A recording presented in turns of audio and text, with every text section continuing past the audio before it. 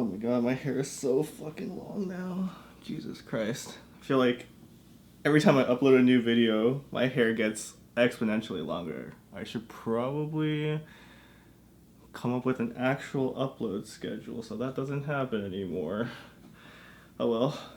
So, I know when I was first learning about the tech industry and software engineering in particular, there was a certain allure to the idea of working at a startup and grinding it all the way to the moon. Supposedly, even as an entry-level engineer, you could have lots of ownership and work on a super agile and nimble team. There are all of these buzzwords flying around, but it was actually pretty hard to contextualize what it all meant. So I've been working at a pretty small startup for just about a year now, and I think I was the third engineer at the company. So while I didn't quite see the very beginnings of the company's founding, I've seen a decent chunk of the company's early stages, and I still have to wrangle with some of those early decisions today. I've also worked as an intern and a full-time employee at a few what most people would call big tech companies in the past. So what I really wanted to do today was just share some of my personal experiences as one of the earliest engineers at a small tech startup. First, let me define the general genre of what I mean by a small tech startup.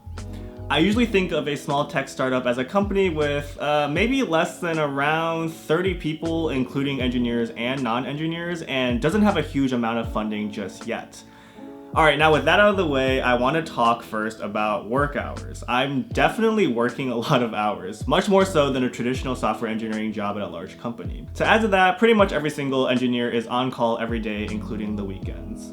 And if you don't know what on call is, it basically just means that you get assigned as someone who is always available in case something breaks.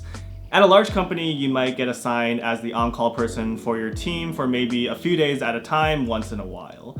So it's quite a different experience there. Now, another thing to talk about with work hours is that priorities and just things we want to get done change a lot. So this means that in order to be efficient, we end up doing a lot of hackathoning, where we just all sit either in a video call or a physical room, usually someone's living room or kitchen, and just talk and code for hours at a time. Usually snacks, caffeinated drinks, and of course, a lack of sleep are involved as well. And because everyone basically already knows everyone else at the company, and we have to communicate a lot with each other in order to get things done day to day, we're usually all pretty good friends with each other, which makes the experience all the more fun. To me, it feels like this part of the job is really where all of the glamour and allure I had been hearing about in the past comes from.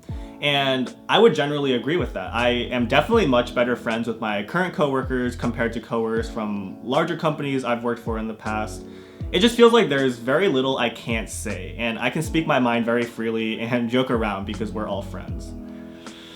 Now let's get to the flip side of work hours. Basically, I have very little time to pursue my other interests. For example, YouTube.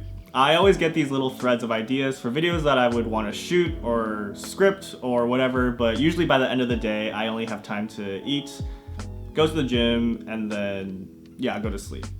That's not necessarily a full-on negative depending on the type of person you are, and also at a startup, a big part of your compensation comes from your stock options, and the more valuable the company becomes, the beefier your stocks get. So if you are a very early employee, you can definitely get a lot of reward for working your ass off and making the company super valuable.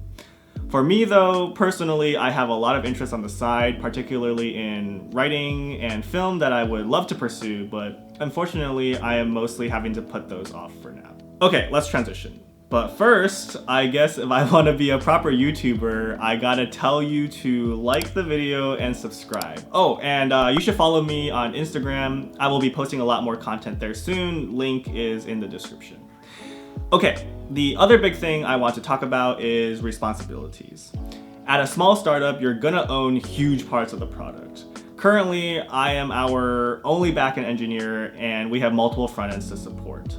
I do get plenty of help since most of our front-end people can do some full stack as well, but generally I own the entire backend. I think on paper this sounds pretty neat. I get to make a lot of our system design decisions and choose exactly how they get implemented.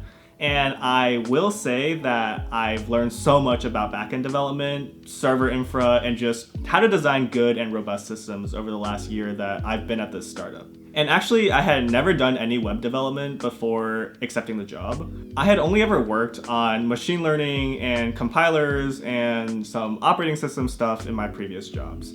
I'm actually planning on making a video about how I learned backend development, so if you're interested in that video, I'll put it up here in the corner when I upload it. But yeah, I think this just shows how much you can learn at a startup in a short amount of time. I know the phrase drinking from a fire hydrant is used a lot when talking about learning methods, but it really did feel like that for me. And of course, let's talk about the bad.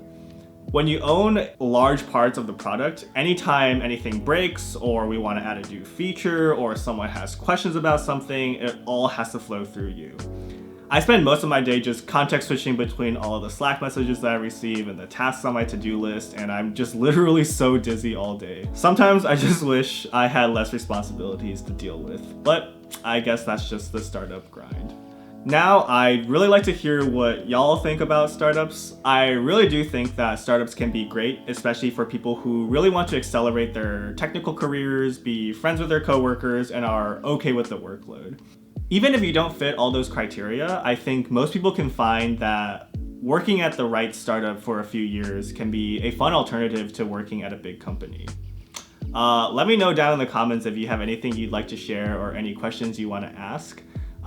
In the meantime, you can check out some of my other videos related to working in tech, but yeah, I guess I'll catch you guys in the next video, which hopefully will be uploaded not in a year from now. Okay, I should stop.